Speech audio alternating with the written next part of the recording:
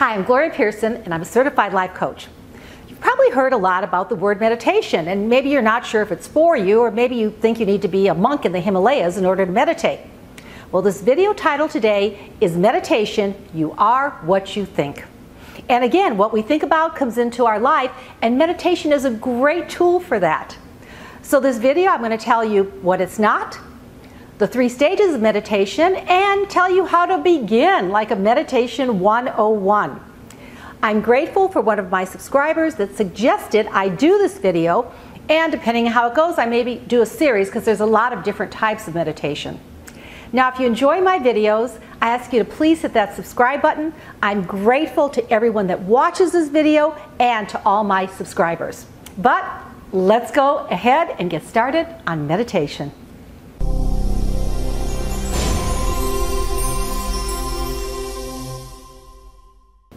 So this video is on meditation, you are what you think. And meditation is one of the greatest tools to learn to kind of control our mind.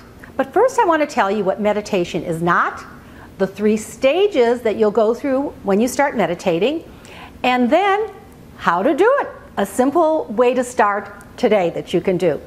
Now, I've been meditating actually since I was in my 20s, and I started with transcendental meditation, and there it's a class you take and they give you a mantra and you use that mantra for the rest of your life. So through my 20s, early 30s, I did meditate every day. Then I got married, had a family, and I just didn't have the time.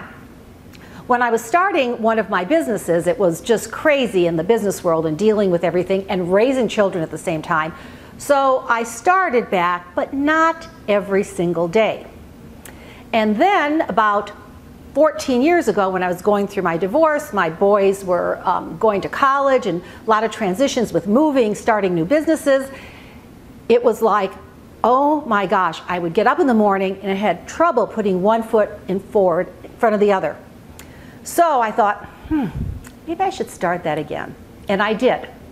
And now I do meditate every single morning, and it really helps. Even this morning, I had this crisis I had to deal with, and I thought, I'm going to wait until I meditate. Because when I meditate, I get in touch with that silence, that inner being that is all-knowing, and I knew I would handle the crisis much easier. And I did. But first, I'm going to tell you what meditation is not. It is not an occult practice. It's not like you're going to go into other realms and try and predict the future. It's not that.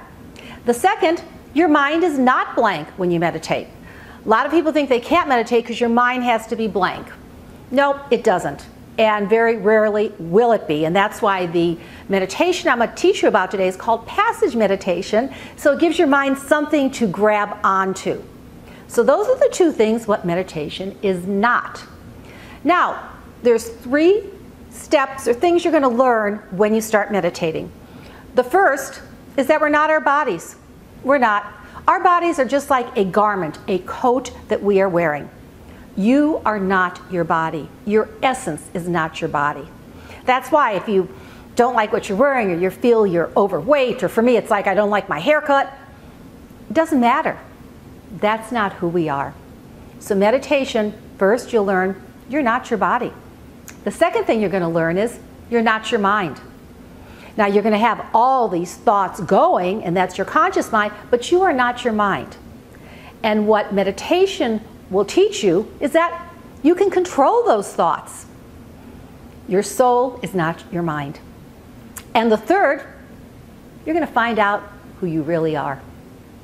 You're going to get in touch with your inner self, with your soul. That is what is connected to divine. It will help you be the guard of those thoughts. So in the silence, you can guard what comes in, and you're going to get in touch with your inner peace, love, and wisdom, because it is there for you to access. So I told you what it's not, the 3 stages, but how do we meditate? Well, this is called passage meditation. And what it does, it gives your mind something to hold on to. So I want you to take a passage or a prayer. It could be part of a psalm from the Bible. When I first started, I used St. Francis's prayer. You could do a prayer, and it doesn't matter from what religion. What's important is that it comes from a rich tradition. Because when you meditate on this, you're putting those thoughts in your subconscious mind, and we become what we think. So pick out something. It could be from the Bhagavad Gita, whatever. A prayer you know, or just memorize one. It doesn't have to be long. So that's the first step, is memorize a prayer or a passage, whatever speaks to your heart. And then for meditation, I prefer it first thing in the morning if you're able to. It's nice to do it the same time every day. All you need is a chair, some type of timer. You can use one on your phone, but I suggest that it have a very gentle, calming alarm. You don't want something like that's going to startle you. A calming chime. So that's all you need. If you want to do candles or crystals, that's optional but not necessary.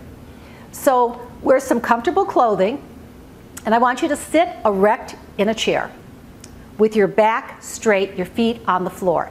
Now after you meditate for a while, I usually have my legs in a lotus position.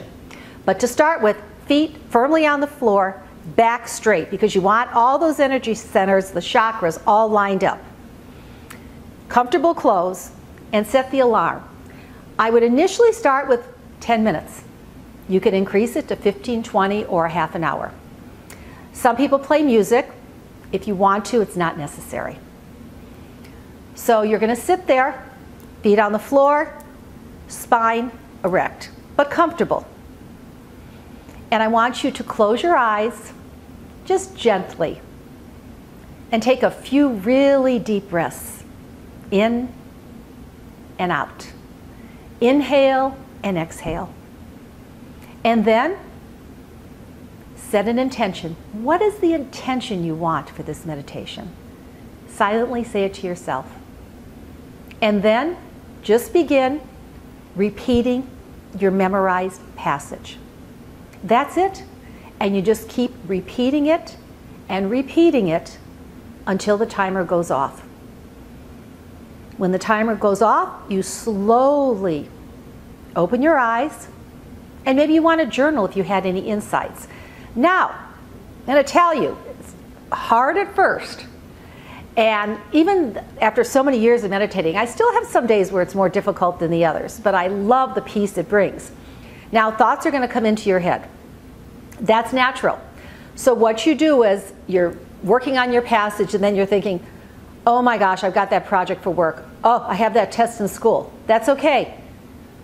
Don't engage with it. Let it go. Come back to the passage.